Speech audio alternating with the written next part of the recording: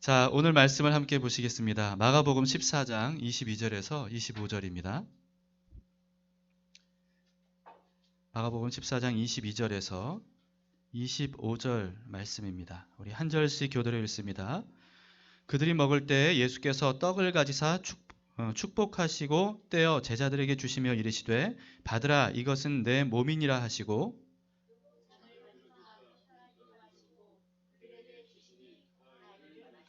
이르시되 이것은 많은 사람을 위하여 흘리는 나의 피 곧 언약의 피니라. 진실로 너희에게 이르노니 내가 포도나무에서 난 것을 하나님 나라에서 새 것으로 마시는 날까지 다시 마시지 아니하리라 하시니라. 아멘. 네, 앉으시겠습니다.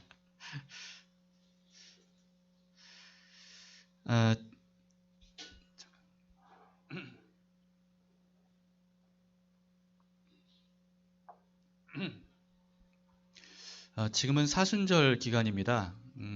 사순절 여러분들이 잘 아시겠지만요. 부활절이 되기 전 6번의 주일을 제외한 40일간을 사순절이라고 말합니다. 이제 40이라고 하는 숫자가 성경에도 굉장히 많은 어떤 의미를 담고 있는 숫자이기 때문에 이 사순절 기간을 많은 사람들이 예수님의 고난과 죽음과 부활을 기념하는 그런 기간으로 그렇게 지내고 있습니다. 그래서 부활주의를 중심으로 앞에 40일은 사순절이고요. 뒤에 50일간은 맥추절 그리고 오순절입니다. 그렇게 여러분들이 기억해 주시면 되겠습니다. 근데 여러분 사순절은 성경에 나오는 절기는 아닙니다.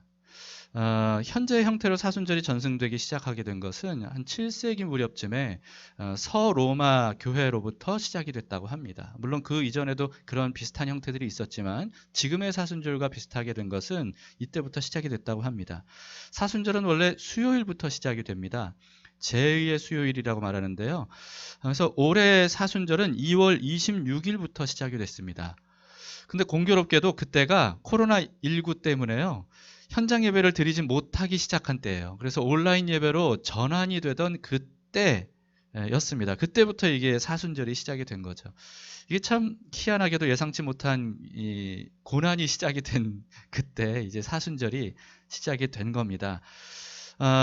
그로부터 이제 오늘까지 6번째 우리가 주일을 보내고 있는 지금까지 우리는 모이지 못하고 있고 이렇게 온라인 예배로 지금도 함께 예배를 드리고 있는 중입니다. 사순절의 절정은 언제냐 하면 부활절 바로 직전 일주일간입니다.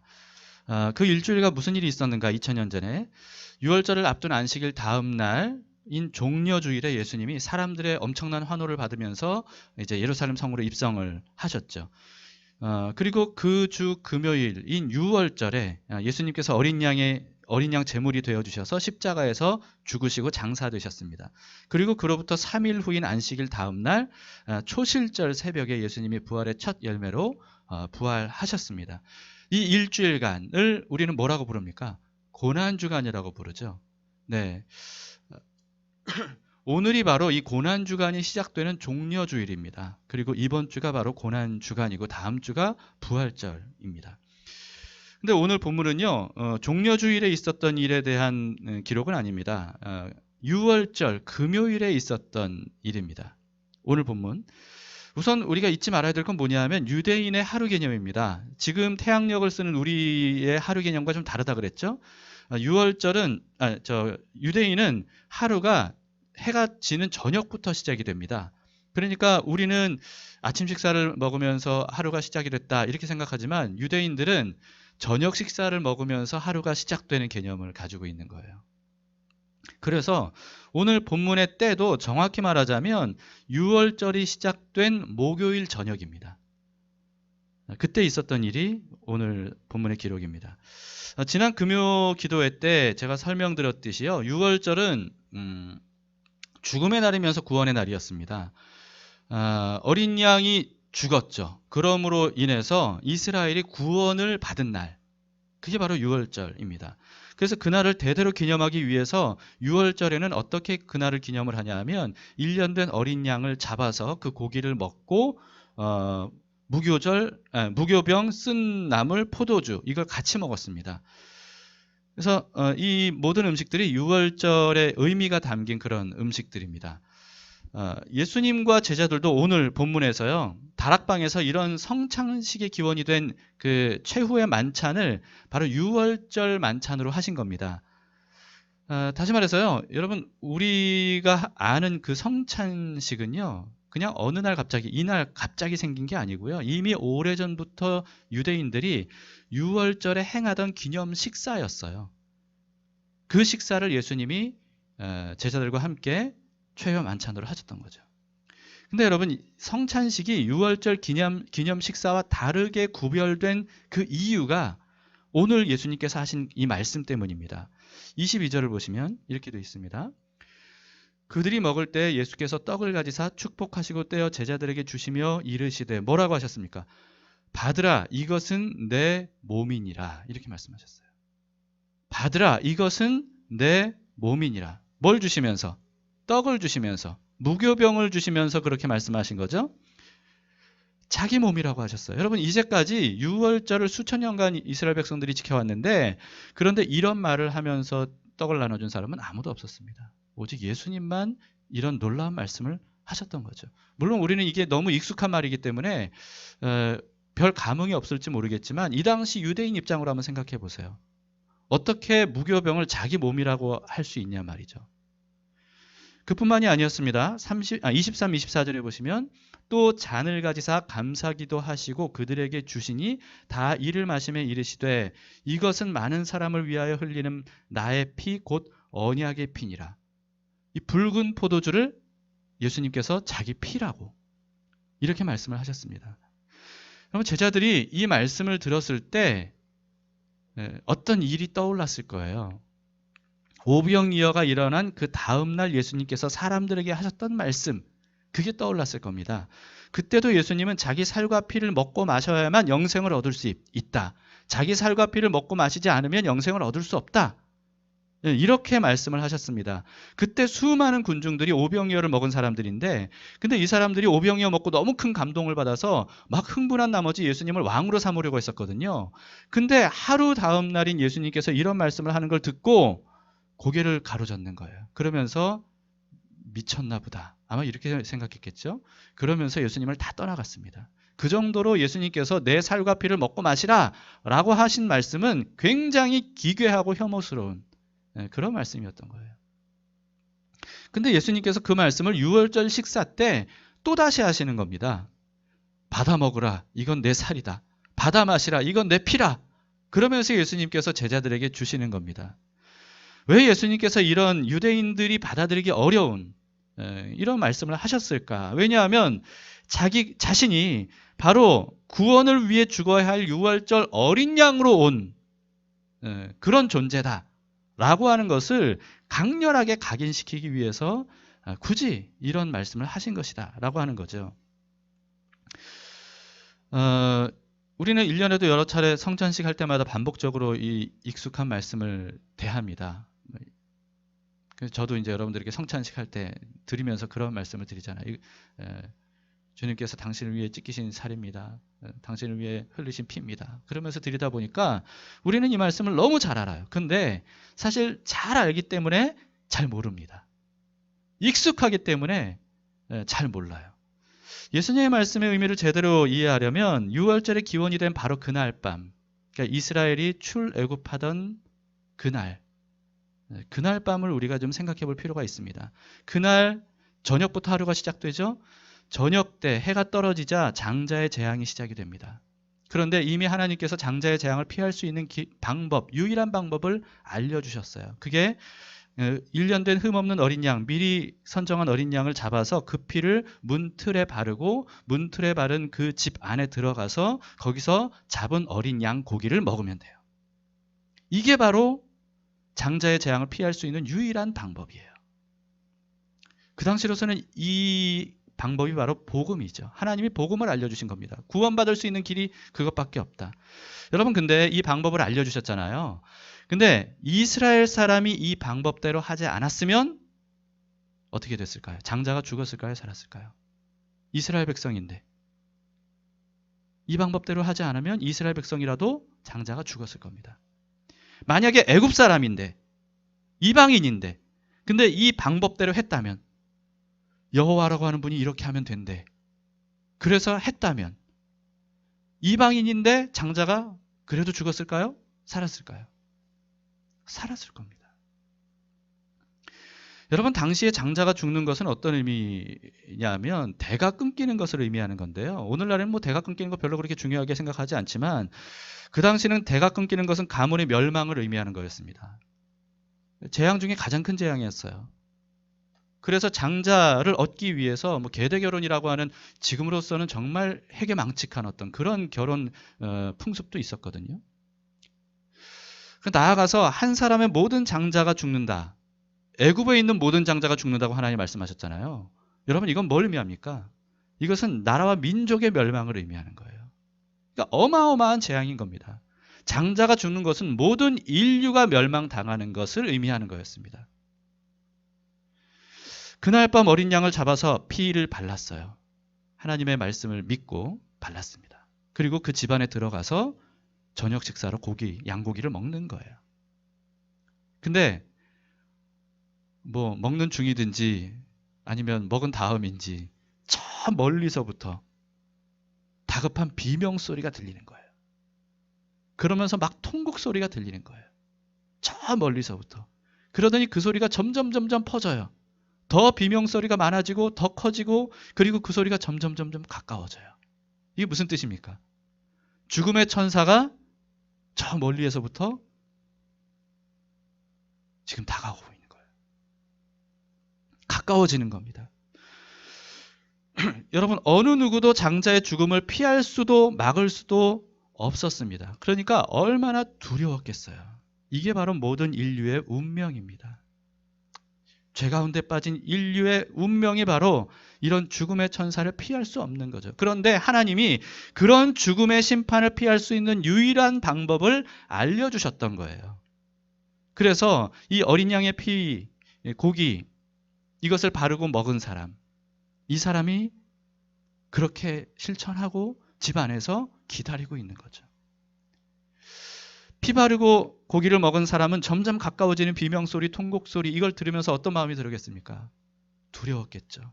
긴장이 됐겠죠. 과연 진짜 죽음의 천사가 우리 집은 넘어갈까? 그런데 정말 장자가 죽지 않고 이쪽에서 들려오던 비명소리가 이제는 이쪽으로 퍼지는데 우리 집에는 아무 일도 일어나지 않은 거예요. 죽음의 천사가 양의 피를 보고 그 집을 넘어간 거죠. 여러분, 이보다 더 기쁘고 안심되는 일이 어디 있겠습니까? 산 거예요. 다 죽는데 산 거예요. 예수님은 자신이 바로 유월절 어린 양의 피라고, 어린 양이라고 미리 알려주셨습니다. 뭐 직접 말씀으로도 알려주셨고, 오병이의 표적을 통해서도 알려주셨고, 그리고 오늘 본문의 유월절 식사를 통해서도 알려주셨어요. 그래서 예수님이 뭐라고 말씀하시는 겁니까? 내가 바로 유월절 어린 양이기 때문에 나의 살과 피를 먹고 마셔야 된다. 그래야 너희가 살 수 있다. 이것이 바로 너희가 살 수 있는 유일한 방법이다. 라고 하는 겁니다. 예수님이 자기를 먹고 마시라고 말씀하신 거죠. 성경에서의 식사 개념을 우리가 좀 상기해 볼 필요가 있습니다.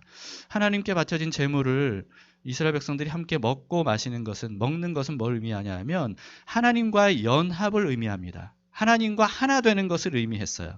그래서 함께 식사하는, 그런 하나님께 바쳐진 제물을 함께 식사하는 사람들은 하나님 나라 공동체이며 가족임을 의미하는 거였습니다.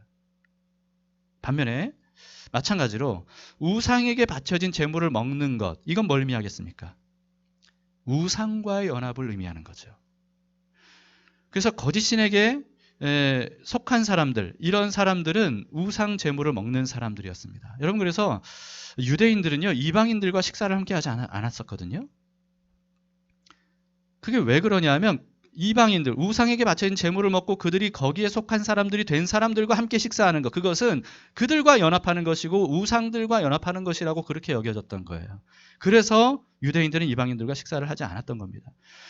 여러분, 그래서 그런 의미에서 식사 초대를 해서 같이 식사를 한다라고 하는 것은, 이것은 굉장한 최고의 친밀감, 유대감을 의미하는 거였습니다.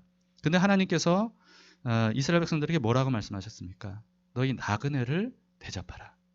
가난한 자, 고아, 과부 이런 사람들을 대접하라. 먹이라. 이렇게 말씀하셨습니다. 이게 바로 하나님의 마음이에요. 하나님은 세상 모든 사람들이 하나님 안에서 연합해서 하나님의 공동체, 구원받은 공동체, 식사 공동체가 되기를 하나님은 바라시는 겁니다. 오늘도 하나님께서는 그 시작을 어디로부터 시작을 하시냐면 제자들로부터 시작하시는 거예요. 너희로부터 시작하길 원한다. 나를 먹고 마시라. 이렇게 말씀하시는 거죠. 그리스도, 예수님의 떡과 잔을 받아 먹고 마시는 것은 그리스도와 하나가 되는 것을 의미합니다. 우리 속을 예수님으로 채우라는 거예요. 그리스도로 채우라는 거예요. 생명의 주로 채우라는 거예요. 창조의 하나님으로 채우라는 거예요. 그리스도의 피와 살이 우리의 피가 되고 우리의 살이 되게 하라는 겁니다. 우리를 그리스도화 되게 하라는 거예요. 이게 바로 나의 살을 먹고 나의 피를 마시라 라고 하는 겁니다. 그리고 그게 바로 우리가 살 길이에요. 그리고 이것을 우리는 예수님을 영접한다 라고 말합니다. 이게 바로 예수님을 영접하는 거예요. 예수님을 먹고 마시는 것. 예수님과 연합하는 것. 하나가 되는 것. 내 안에 예수님이 살게 하시는 것. 하는 것. 생명의 근원 되신 예수님이 우리 안에 들어오시면 그분은 생명의 근원이기 때문에 죽을 우리를 살립니다. 이게 바로 구원이죠. 근데 그게 다가 아닙니다. 우리 안에 들어오신 생명의 예수님, 그분은요, 우리가 그리스도가 되어서 살게 하셔요. 과거에 나는 죽고 이제는 새 생명, 예수님의 생명으로 살도록 하시는 분이 바로 우리 안에 들어온 예수님입니다. 예수님을 우리가 더 많이 더 자주 먹고 마셔야 돼요. 예수님의 살과 예수님의 피를 계속해서 우리는 끊임없이 섭취해야 됩니다. 그러면 그럴수록 우리 안에 예수님이 가득가득 채워지겠죠? 그럴수록 예수님의 마음이 우리의 마음이 됩니다. 예수님의 감정이 우리의 감정이 됩니다. 예수님의 뜻이 우리의 뜻이 돼요. 예수님의 성품이 우리의 성품이 됩니다. 예수님의 소원이 내 소원이 되는 거예요. 근데 여러분, 우리 안에 들어와서 그렇게 행하시는 예수님, 그 예수님이 어떤 분입니까? 예수님이 어떤 분입니까? 예수님께서 공생애를 사시면서 보여주신 모습은 어떤 모습이죠? 항상 하나님 아버지의 뜻대로 행하시는 모습이었습니다. 아버지의 뜻대로. 그래서 예수님 스스로도 말씀하셨어요. 내가 하는 말은 내 말이 아니다. 하나님 아버지의 말씀이다. 내가 행하는 것은 내가 임의로 행하는 게 아니다. 하나님께서 행하라고 하신 것을 나는 순종하는 것이다. 이렇게 말씀하셨습니다. 뿐만 아니라 예수님이 행하셨던 수많은 기적들도, 그리고 예수님의 십자가 고난도, 그리고 십자가의 죽음도 모두 다 예수님은 자기 뜻이 아니라고 하셨어요. 아버지 하나님의 뜻대로 하는 것이라고 말씀하셨습니다. 자, 예수님은 어떤 분이라고요? 하나님 아버지의 뜻대로 행하시는 분이세요. 겟세마네 기도에서도 그것을 분명히 하셨죠. 내 원대로 마시고 아버지 원대로 하시기를 원합니다. 그 예수님이 우리 안에 들어와 사시면, 그러면 우리 안에 들어오신 예수님이 우리를 어떤 삶을 살게 하시겠습니까? 당연히 하나님 아버지의 뜻대로 사는 삶을 살게 하시겠죠. 하나님의 아버지의 뜻을 사모하고 추구하고 행하도록, 그렇게 우리 안에 계신 예수님이 우리를 이끄실 겁니다. 이게 바로 예수님을 먹고 마신 사람, 예수님을 영접한 사람의 증거예요. 내 뜻대로 사는 사람이 아니라 아버지의 뜻대로 사는 사람. 이게 바로 예수님을 먹고 마신 사람의 삶의 방식이고 그 사람이 구원받은 증거라는 거죠. 물론 완벽한 사람으로 단번에 우리가 예수님처럼 완벽하게 탈바꿈 한다는 그런 뜻은 아닙니다. 그러나 적어도 분명한 건 뭐냐 하면, 우리 안에 예수님이 들어오셔서 내가 예수님을 먹고 마셨다면, 그러면 예수님의 특징들, 다시 말해서 하나님의 뜻대로 행하셨던, 하나님의 뜻대로 말씀하셨던 그런 예수님의 특징들이 그 사람에게 나타나기 시작한다는 거예요. 여러분, 우리 모두가 이런 사람이 되기를 바랍니다. 그게 바로 모든 그리스도인들의 삶의 목표입니다. 그래서 더 많이 우리가 예수님을 섭취하고, 그래서 더 많이 나 자신은 사라지고 예수님이 내 안에 사심으로 인하여서 더 많이 아버지의 뜻대로 말하고 행동하는 그런 삶을 사는 거예요. 이게 바로 그리스도의 장성한 분량까지 자라가는 거거든요. 장성한 분량까지 자라간다는 것은 다른 게 아니라 하나님 아버지의 뜻대로 사는 이 마음, 이 행함, 이게 많아지는 거. 이게 바로 그리스도의 장성한 분량까지 자라가는 겁니다. 이게 바로 모든 그리스도인들의 목표입니다. 이런 삶을 우리가 추구하고 살아갈 수 있기를 바랍니다. 다시 사순절에 대해서 제가 말씀을 드리겠습니다. 수세기 동안 사순절 기간에는요, 주로 금식을 많이 했다고 합니다. 근데 이거를 굉장히 엄격하게 지켰다고 해요. 사순절 기간에는 육식 금지했고, 심지어는 유제품도 섭취를 금지했다고 합니다. 문화 오락생활 이런 것도 금했고요. 화려한 옷도 입어서는 안 되고, 그리고 좋은 음식도 절제하도록 했어요. 심지어는 이 사순절 기간에 고행을 하는 사람들도 많이 있었습니다. 근데 오늘날에도 사순절 기간에 예수님의 고난에 동참을 하고자 하는 사람들 중에는 일부러 자기를 고통스럽게 해야 된다고 생각하는 사람들이 있습니다. 자기를 고통스럽게 해야, 그래야 고난주간을 믿음으로 잘 지내는 것이다, 이렇게 생각하는 거죠. 특히 여러분, 필리핀의 카톨릭 신자들은 이 고난주간의 의식 행위, 이게 굉장히 유명하거든요. 여러분 보신 적이 있는지 모르겠는데, 이 필리핀 카톨릭 신자들은요, 고난주간, 사순절 기간이나 또는 고난주간에 그리스도의 고통을 되새기는 의식을 해요. 근데 이 의식이 굉장히 충격적입니다. 대나무 같은 거, 쪼개진 대나무 같은 거, 이런 걸로 자기를 막 호되게 쳐요. 채찍질을 해요. 그래서 거기에 막 멍이 들고 피가 막 흘러요. 그래서 막 등짝을 막 때리면요, 등짝에 피가 막 흥건해요. 살이 찢어지는 거죠. 이런 거를 해요. 근데 이렇게 하는 사람들이 이때 수백 명이 된대요. 심지어 칼날로 자기를 자학하기도 한답니다. 그리고 다리에 밧줄을 묶기도 한대요. 그리고 엄청난 크기의 십자가, 정말 사람이 지기엔 너무 고통스러운 그런 십자가를 지고 행진한대요. 제가 사실 이걸 좀 여러분들이 좀 보면 어떨까 해서 영상을 좀 보여드릴까 생각을 했는데, 제가 미리 보고 안 되겠다 싶더라고요. 너무너무 충격적이에요. 보면 안 되겠다 싶었습니다. 근데 그 중에서 가장 충격적인 장면이 뭐였냐면요, 심지어는 십자가에 실제로 달리는 사람들이 있어요. 못을 실제로 박아요. 가시면류관을 실제로 쓰여요. 십자가 위에 매달려요. 이거를 일부러 하는 거예요. 그게 한두 사람이 아니에요. 충격적입니다. 그래서요, 이런 끔찍한 의식을 행하는 기간 동안에 이게 응급 사태가 발생하는 경우가 많대요. 그래서 막 실려가는 사람들이 막 생기는 거죠. 그럴 수밖에 없는 거 아니겠습니까? 근데 이들이 이렇게 하는 이유가 뭘까요? 고난주간에 이렇게 하는 이유가 뭘까요?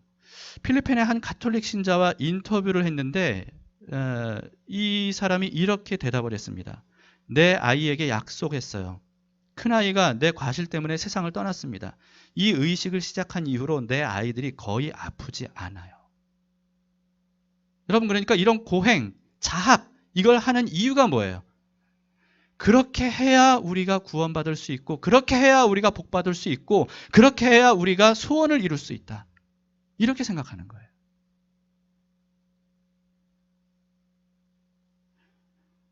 자신을 학대함으로써 예수님처럼 고통을 당하는 것이 바로 그런 것들을 얻어내는 방법이라는 거예요. 그래서 이런 고통을 스스로 자초하는 겁니다. 우리나라에는 이렇게 하는 사람들은 없을 거예요. 대신에 고난주간에 대부분 예수님의 고난 주간을 우리가 믿음으로 잘 지켜야 되겠다라고 하는 사람들은 이제 특별 새벽 기도회를 이제 하는 경우가 많이 있죠. 또 그보다 더 열정적인 사람들은 금식하는 사람들도 있습니다. 그리고 또 어떤 사람들은 금욕 생활을 일부러 하는 경우도 있어요. 뭐 요즘에는 미디어 금식 뭐 이런 것도 한다고 하는데, 어쨌든 금욕 생활, 이런 것들을 하면서 경건한 삶을 고난주간에 살아야 되겠다, 이렇게 결심하고 노력하는 사람들이 생각보다 많이 있습니다.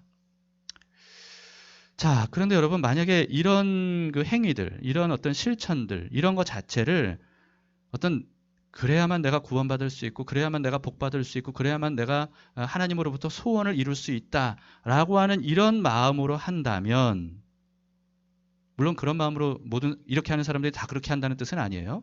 그런데 그들 중에 이런 동기로 그런 어떤 고난주간을 보낸다면, 그러면 누가 더 구원과 복을 빨리 받겠습니까?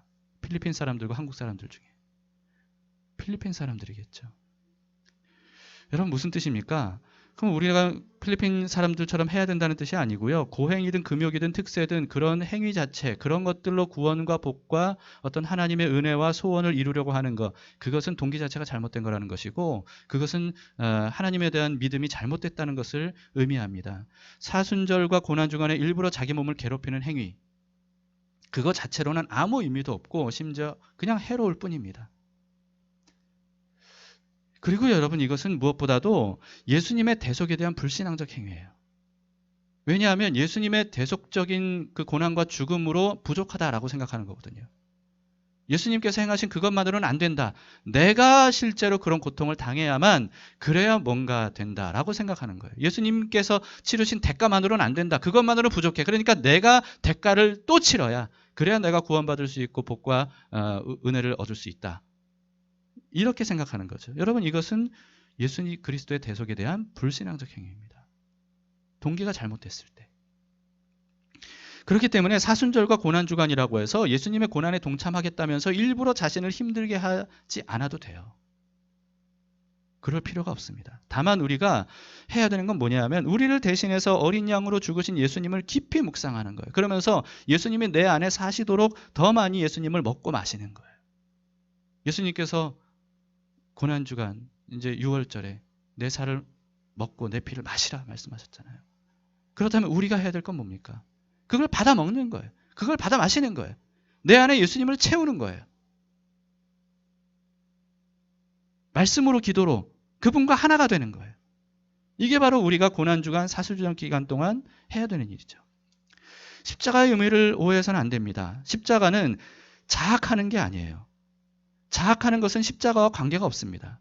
예수님의 십자가는 자학한 게 아니었어요. 예수님의 십자가는 인류의 죄를 해결하기 위한 대속이었지 자학이 아니었습니다. 또 십자가는 나를 괴롭게 하는 어떤 사람, 어떤 상황, 이게 아니에요. 이런 말하는 기독교인들이 많죠. 저 왼수 같은 남편이 제 십자가예요. 저 말 안 듣는 아들이, 딸이 제 십자가예요. 아, 내 몸에 있는 질병, 이게 십자가예요. 하나님이 왜 저에게 이런 십자가를 주셨는지 모르겠어요. 이렇게 말해요. 여러분 근데 그건 십자가가 아닙니다. 십자가를 오해한 거예요. 십자가는 그런 게 아니에요. 십자가는 피할 수 없어서 어쩔 수 없이 당하는 고통, 고난, 이걸 의미하는 게 아닙니다. 십자가는 뭡니까? 십자가는 하나님으로부터 받은 사명이에요. 사명. 그리고 그 사명을 내가 받아들일 때, 선택할 때, 그게 바로 십자가인 겁니다. 예수님은 십자가를 지셨어요. 왜 지셨죠? 그게 바로 사명이기 때문에요. 온 인류의 죄를 대신 지고 죽으심으로써 구원의 길을 열어놓는 것. 이게 바로 예수님의 사명이었어요. 그래서 십자가를 지신 겁니다. 예수님은 그 십자가를 스스로 선택하셨던 거예요. 예수님은 제자들에게 이렇게 말씀하셨습니다. 마가복음 8장 34절에 무리와 제자들을 불러 이르시되 누구든지 나를 따라오려거든 어떻게 하라고요? 자기를 부인하고 그리고 어떻게 하라고 그러셨어요? 자기 십자가를 지고 나를 따를 것이니라. 이렇게 말씀하셨습니다. 굉장히 유명한 말씀이죠. 자, 예수님은 제자들에게 뭐라고 말씀하셨습니까? 예수님께서 내 십자가를 지고 따라와라 이렇게 말씀하지 않으셨어요. 예수님께서 뭐라고 말씀하셨어요? 자기 십자가를 지고 따라오라. 이렇게 말씀하셨습니다. 예수님의 십자가와 우리의 십자가는 달라요. 각자의 십자가가 다 다릅니다. 예수님의 십자가를 사실은 우리는 질 수가 없습니다. 우리가 뭐라고 예수님의 십자가를 져요? 우리는 예수님처럼 대속의 제물이 될 자격도 없고 능력도 없습니다. 예수님의 십자가는 예수님만 질 수 있는 거였어요. 그래서 예수님이 그 십자가를 지시고 그 하나님께 받은 사명을 완성하셨죠. 그래서 십자가 위에서 다 이루었다 말씀하셨잖아요. 그걸 다 이룰 수 있는 분은 예수님밖에 없어요. 그리고 이미 완료하셨어요. 그렇기 때문에 우리가 예수님의 십자가를 지는 게 아닙니다. 예수님은 자기 십자가를 지라 그러셨어요. 내 십자가. 우리 각자의 십자가를 예수님은 져야 된다고 말씀하셨습니다. 그렇기 때문에 내가 져야 할 십자가가 뭔지를 발견하는 거예요. 그게 중요해요. 그리고 기꺼이 지고 가면 되는 겁니다. 그게 뭘 의미합니까? 그게 바로 사명 따라 사는 걸 말하는 겁니다. 더 쉬운 말로 하자면 내 뜻대로 사는 게 아니라 주의 뜻대로 사는 것을 의미하는 거예요. 엊그제 금요 기도회 때 제가 이 하나님의 뜻, 내 뜻과 주의 뜻에 대해서 좀 설명을 드렸습니다. 혹시 그걸 듣지 못하신 분들은 그 설교 한번 들으시면 무슨 의미인지 아주 분명하게 여러분들이 좀 파악을 하실 수 있을 것 같아요. 여러분, 우리가 십자가를 진다는 건 뭘 의미합니까?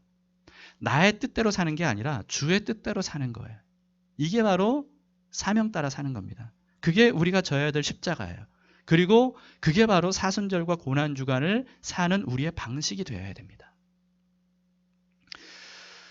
금요기도회 때 제가 또 찬양 영상 하나를 여러분들에게 소개를 보여드렸었는데 그 영상을 저에게 보내주신 분이 또 어떤 영상 하나를 그 이후에 또 보내주셨어요. 그게 뭔가 이렇게 보니까 김치찌개 목사님으로 알려진 최운영 목사님의 인터뷰 영상이었습니다. 혹시 여러분들 들어보셨는지 모르겠는데요.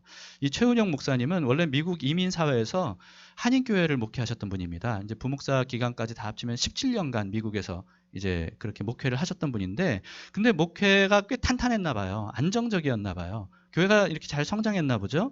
그러면서 이제 안정화된 겁니다.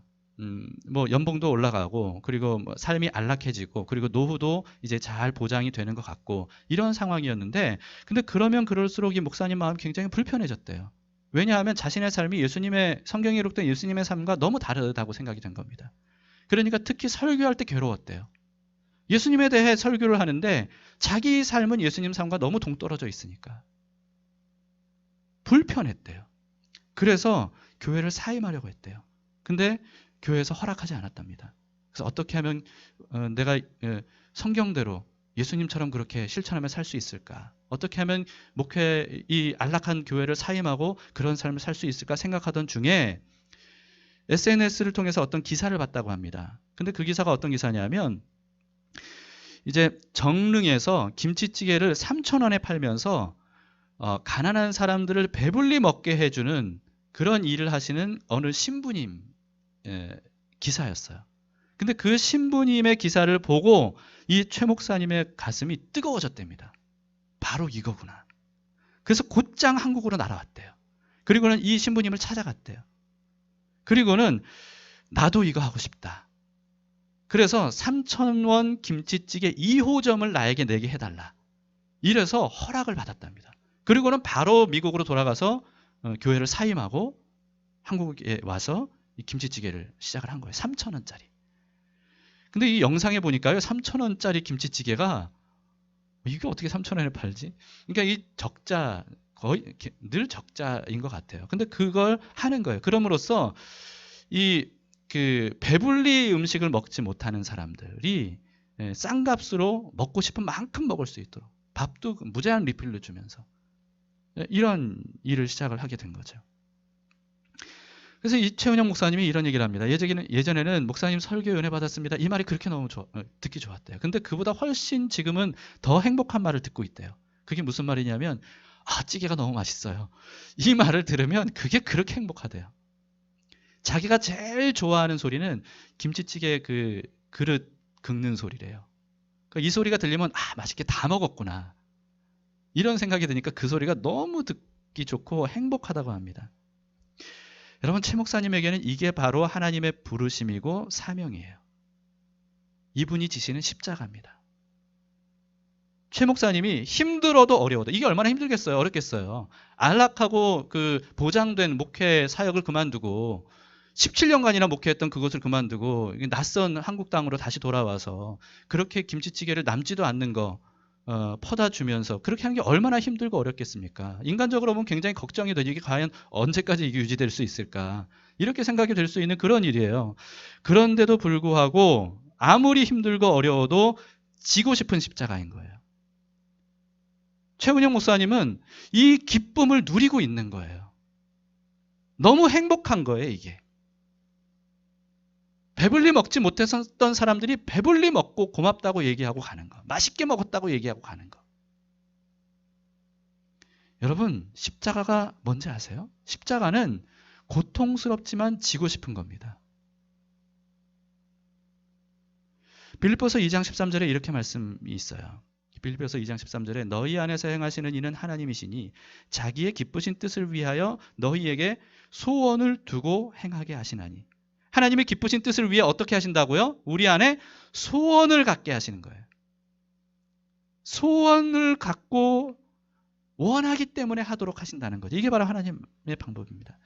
예수님을 먹고 마신 사람, 이 사람은요, 새로운 소원을 품게 돼요.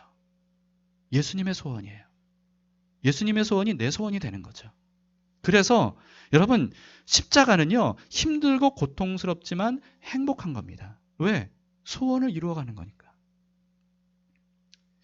한재웅 목사님의 인문학을 하나님께 두 번째 책의 마지막 장에 윤동주 시인의 십자가라고 하는 시가 수록이 되어 있습니다. 그 한번 띄워주시면 한번 어떤 시인지 보겠습니다. 쫓아오던 햇빛인데 지금 교회당 꼭대기 십자가에 걸리었습니다. 첨탑이 저렇게도 높은데 어떻게 올라갈 수 있을까요? 종소리도 들려오지 않는데 휘파람이나 불며 서성거리다가 괴로웠던 사나이. 행복한 예수 그리스도에게처럼 십자가가 허락된다면 모가지를 들이우고 꽃처럼 피어나는 피를 어두워가는 하늘 밑에 조용히 흘리겠습니다. 이 한재웅 목사님은요, 이 시 중에서 특히 이 구절을 좀 깊이 묵상을 하고 집중했던 것 같습니다. 행복한 예수 그리스도에게처럼. 그래서 행복한 예수 그리스도, 이 표현에 대해서 이 목사님이, 한재웅 목사님이 이 책에 이렇게 기록을 했는데 여러분 한번 들어보시기 바랍니다. 과거 로마에서 십자가는 최악의 형벌이었다. 극심한 고통과 목마름이 있고 지나가는 사람들에게 돌을 맞는 모욕과 수치심으로 가득했다. 십자가 형벌은 인간이 느낄 수 있는 최고의 육체적, 정신적 고통이었다.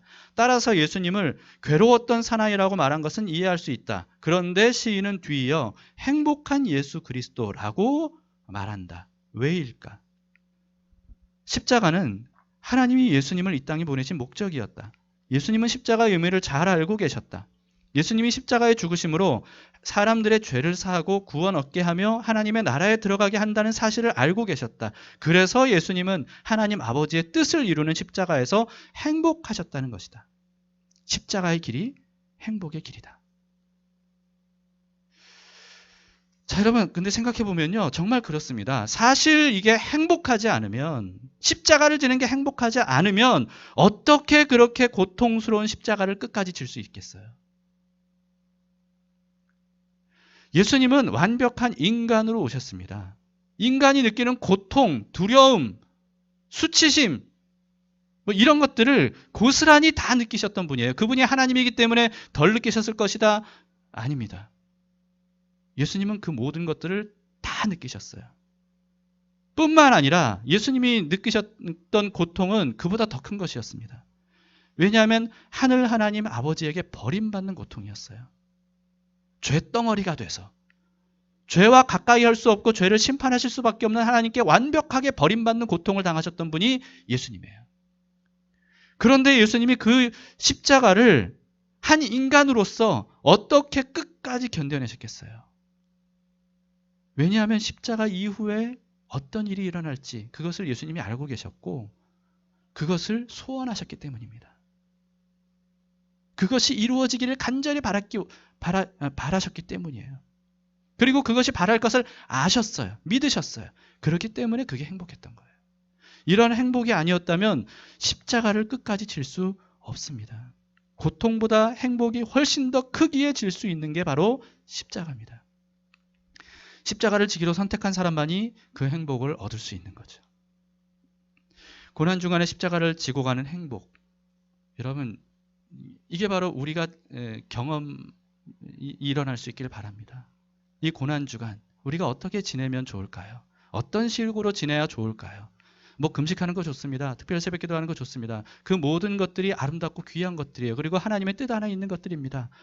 그러나 그런 모든 것들을 행하는 그 이유와 목적이 내가 복받기 위해 내 소원을 이루기 위해서라기보다는요. 하나님의 뜻을 이루기 위해. 하나님이 나에게 주어진 삶을 살라고 십자가를 지며 살라고 고통스러울지라도 행복한 십자가를 지고 살라고 우리에게 이끌어 주신 그 삶을 살기 위해 지내는 그런 고난주간이 되기를 바랍니다. 여러분, 그렇다고 해서 김치찌개 최은영 목사님처럼 삶의 방향을 완전히 바꿔야 된다, 이런 뜻은 아닙니다. 왜냐하면 그건 특별한 어떤 사명을 받을 경우잖아요. 그러니까 우리에게도 특별한 하나님의 사명들이 있습니다. 예를 들어 목사로 저를 부르셨는데 이런 것들 경우에는 하나님의 어떤 굵직하고 특별한 어떤 부르심이죠. 여러분들 각자도 그런 부르심들이 있을 겁니다. 근데 아직도 그걸 발견하지 못하신 분들이 계실 텐데, 그렇다고 해서 그런 특별한 하나님의 뜻, 이게 있어야 되는데 난 그게 뭔지 모르겠다, 그러시지 않으셔도 됩니다. 왜냐하면 그건 말 그대로 특별한 거거든요. 그에 앞서서 우리가 구해야 되는 것은 일상입니다. 일상생활. 일상에서의 하나님의 뜻을 따라 사는 거예요. 우리에게 맡겨진 일상의 일들, 직장인들은 직장, 또 애기 엄마들은 육아, 그리고 또 집안일을 하는 것. 어쨌든 내게 맡겨진 그 일을 예수님의 이름으로 최선을 다하는 것. 이게 바로 하나님께서 나에게 맡겨주신 십자가를 지는 일입니다. 그리고 그것은 행복한 일이에요. 아름다운 열매를 맺을 수 있는 일입니다. 그 소망, 그 희망, 그 소원을 가지고 행할 수 있는 일이에요. 열심히 학생들은 공부하는 것. 여러분, 그게 바로 십자가 지는 마음으로 해야 될 일입니다. 전심으로 하나님께 예배하는 것. 쩔뚝거릴지라도 말씀 한 구절 따라, 그 한 구절 따라 한 걸음씩 실천하는 것. 예수님의 사랑으로 누군가의 필요를 채워주는 것. 내게 주신 것을 가지고 남에게 필요한 것을 채워주는 것, 수고하는 것, 섬기는 것, 미숙한 사람을 오래 참아주는 것. 여러분, 이런 모든 것들이 바로 우리가 일상을 통해 져야 될 십자가입니다. 아름다운 십자가. 열매를 맺을 소원을 품고 행할 수 있는 십자가. 힘들고 어려울지라도 그걸 통해 행복을 얻을 수 있는 십자가인 겁니다. 어쩔 수 없이 지는 것으로 생각하지 마세요. 기꺼이 그것을 받아들이세요. 이게 바로 나를 향한 하나님의 아름다운 뜻입니다. 여러분, 말씀을 마치겠습니다. 내 안에 무엇을 채우냐가 사실은 중요해요. 내 안에 무엇을 채우느냐. 예수님은 내 살을 받아 먹으라. 내 피를 받아 마시라. 나와 하나가 되자. 나와 연합하자. 이렇게 말씀하셨습니다. 우리 안에 예수님으로 가득 채우기를 예수님께서 말씀하신 거예요. 여러분, 우리 안에 무엇을 채우느냐에 따라 우리에게서 뭐가 나오느냐가 결정이 됩니다. 우리 안에 우리를 병들게 하는 것들로 가득 채우면, 그러면 좋은 게 나올 수가 없어요. 음식을 먹더라도 건강에 안 좋은 것만 먹으면, 그러면 그 사람에게서 삶이 뭐가 나오겠어요? 좋은 게, 건강한 게 나올 수가 없죠. 우리의 마음에도 더럽고 악하고 막 추한 것, 이런 것들을 가득 채우면 우리의 행동과 말을 통해서 나올 수 있는 것은 더럽고 악하고 추한 것밖에 없습니다. 근데 예수님께서 말씀하셔요.